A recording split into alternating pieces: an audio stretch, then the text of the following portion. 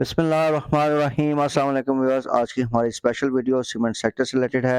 As you are aware कि market में एक चार्टर चल रहा है कि इंटरेस्ट रेट्स में मज़ीद इंक्रीज़ होने वाली है और उसके साथ साथ जो मिनी बजट आया है इसमें भी कुछ सर्टन स्टेप्स हैं, जिस तरह कि गैस प्राइसेस, इलेक्ट्रिसिटी प्राइसेस बढ़ी हैं और सीमेंट सेक्टर पे फेडरल एक्साइज ड्यूटी इम्पोज की गई है। तो उसका भी एक पॉसिबल इम्पैक्ट जो है वो सीमेंट सेक्टर की अर्निंग्स पे आ सकता है। तो आज की इस वीडियो में हम इन दोनों डेवलपमेंट्स का जो एक पोटेंशियल इम्पैक्ट सीमेंट सेक्टर पे आ रहा है उसके बारे में अपनी फाइंडिंग्स आपके साथ शेयर करेंगे।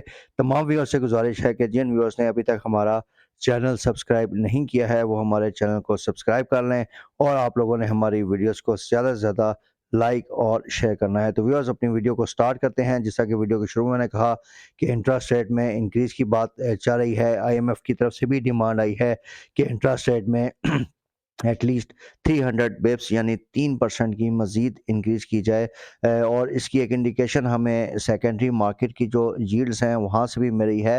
रिसेंटली जो ऑक्शंस हुए हैं उसमें 3 मंथ्स का जो सेकेंडरी मार्केट यील्ड्स हैं वो 19% प्लस के लेवल पे चली गई हैं और काफ़ी स्ट्रॉन्ग इंडिकेशन है कि इंटरेस्ट रेट को मज़ीद बढ़ाया जा सकता है। अब देखना ये है कि इंटरेस्ट रेट कब बढ़ते हैं। जो इनकी शेड्यूल्ड मीटिंग है मॉनेटरी पॉलिसी कमेटी की वो 15 या 16 मार्च को है और ये भी बात जारी है कि बिफोर दैट मीटिंग एक इमरजेंसी मीटिंग के थ्रू भी इंटरेस्ट रेट को बढ़ाया जा सकता है।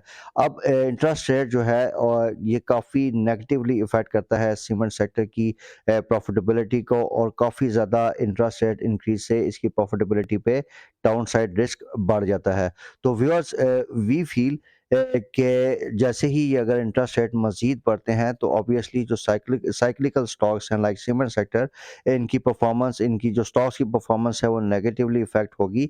और अगर इसका हम एक मोटा मोटा सेंसिटिविटी एनालिसिस देखें तो 1% इंटरेस्ट रेट इंक्रीज से जो सीमेंट सेक्टर की डिफरेंट कंपनीज हैं उनकी अर्निंग्स पे तकरीबन जो नेगेटिव इफेक्ट आएगा वो तकरीबन 0.4% से 4.1% का नेगेटिव इफेक्ट है। तो व्यूअर्स इस चार्ट में हमने इनकी जो 300 बिप्स यानी 3% की अगर इंटरेस्ट रेट की हाइक होती है तो डिफरेंट सीमेंट कंपनीज की ईपीएस पे क्या इम्पैक्ट होगा उसका एक एनालिसिस इस स्लाइड में आपके साथ शेयर कर रहे हैं। तो अगर इन अ नटशेल आपको मैं बताऊं तो सबसे ज़्यादा जो स्टॉक्स इफेक्ट होंगे वो DG Khan cement, PIO cement और to some extent Maple Leaf cement के स्टॉक्स हैं, क्योंकि डीजी खान और पीआईओसी जो हैं वो काफ़ी हाई लेवरेज पे हैं। तो हमें इन शेयर्स में ट्रेडिंग से बिल्कुल अवॉइड करना है। अब डीजी खान सीमेंट के केस में ईपीएस को जो इम्पैक्ट आएगा वो तकरीबन ₹1.71 का है। इसी तरीके से पीआईओसी में ₹1.83 का है।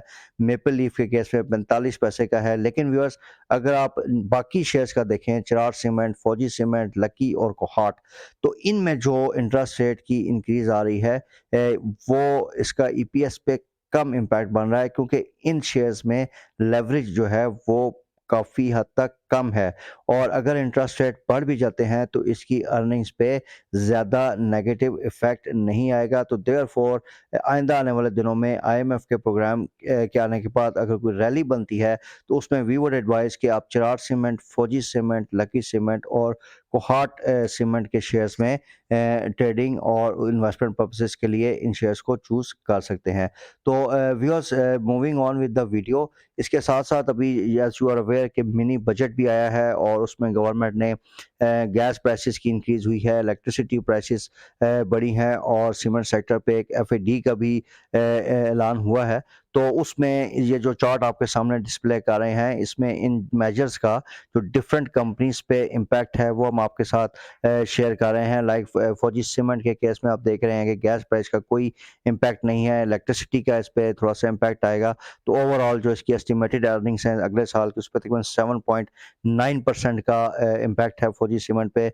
लेकिन इन केस ऑफ आप मेपल लीफ सीमेंट देखें तो मेपल लीफ सीमेंट के केस में कॉस्ट ऑफ इलेक्ट्रिसिटी बढ़ने से भी कोई ख़ास इसकी प्रॉफिटेबिलिटी पे इम्पैक्ट नहीं है। तकरीबन -2.2% का इसमें इम्पैक्ट है। तो this was for general information कि ये जो भी स्टेप्स गवर्नमेंट ने लिए हैं इसमें डिफरेंट जो कंपनीज हैं उनमें डिफरेंट रेशो के साथ उनकी ऑपरेटिंग कॉस्ट जो हैं वो बढ़ी हैं और उसका एनालिसिस आपके साथ इस स्लाइड में हमने शेयर किया है। लेकिन व्यूअर्स अच्छी बात ये है कि सीमेंट मैन्युफैक्चरर जो है वो किसी किस्म की प्राइस वॉर में नहीं आ रहे हैं। ये हमने जो प्रीवियसली हमारी सीमेंट सेक्टर की वीडियो थी उसमें भी आपके साथ शेयर किया था कि सीमेंट सेक्टर के जो की प्लेयर्स हैं वो आपस में अंडर कटिंग या प्राइस वॉर में नहीं आ रहे हैं। उन्होंने एक प्राइस डिसिप्लिन मेंटेन किया हुआ है। तो जैसे ही गवर्नमेंट ने मिनी बजट अनाउंस किया तो हमने देखा कि सीमेंट कंपनीज ने तकरीबन 50 रुपये पर बैग तक अपनी प्राइसेस बढ़ाई हैं और इस इंक्रीज से एक्सपेक्टेड है कि ये जो ऊपर वाली स्लाइड में आपके साथ एडिशनल या इंक्रीमेंटल कॉस्ट जो बढ़ी हैं बजट के नतीजे में, वो काफ़ी हद तक इस इंक्रीज से कवर हो जाएंगी। तो उन मेजर्स का इस प्राइस बढ़ने से जो इम्पैक्ट है वो काफ़ी हद तक ऑफसेट हो रहा है। अब बाकी बात आपकी रह जाएगी कि ये जो अभी इंटरेस्ट रेट बढ़ने हैं इसका ओवरऑल सीमेंट सेक्टर पे क्या इम्पैक्ट आता है। तो वो मैं आपको अर्लियर स्लाइड में उसका इम्पैक्ट असेसमेंट बता चुका हूँ कि 2 स्टॉक्स हैं जो कि हाईली लेवरेज्ड हैं। अपार्ट फ्रॉम दीज़ 2 स्टॉक्स बाकी स्टॉक्स में जो है वो इतना मेजर इम्पैक्ट हम नहीं देख रहे। तो व्यूअर्स अभी अगर हम इसकी फ्यूचर परफॉर्मेंस का थोड़ा-सा देखें तो पिछले दिनों में सीमेंट सेक्टर ने काफ़ी बेहतर परफॉर्म किया और उसकी प्राइमरी रीज़न ये थी कि इंटरनेशनल कोल प्राइसेस डिक्रीज़ की हैं और उसके साथ-साथ सीमेंट कंपनीज़ ने प्राइस वॉर जैसा कि मैंने वीडियो के शुरू में बताया और पिछली स्लाइड में बताया नहीं उसमें गए। तो इससे इनके मार्जिन्स काफ़ी बेहतर हुए हैं। अभी जो सीमेंट कंपनी से रिलेटेड हमारी एक्सपेक्टेड रिजल्ट्स की वीडियो थी उसमें भी आप देखें कि सर्टेन कंपनीज़ के प्रॉफिट्स काफ़ी इम्प्रूव हुए हैं। तो व्यूअर्स एक साइड पे तो इनके मार्जिन्स बेहतर हो रहे हैं, इंटरनेशनल कोल प्राइसेस डाउन साइड पे हैं और इट इज़ एक्सपेक्टेड कि ये डाउन साइड पे आइंदा आने वाले 3 से 6 महीनों में मेंटेन रहेंगी क्योंकि कोल की जो डायनामिक्स हैं वो थोड़ा-सा अभी प्राइस के लिहाज से हमारी जैसी मार्केट्स के लिए फेवरेबल हैं और उसकी प्राइसेस थोड़ा-सा नीचे की साइड पे रहने की तवक्को है।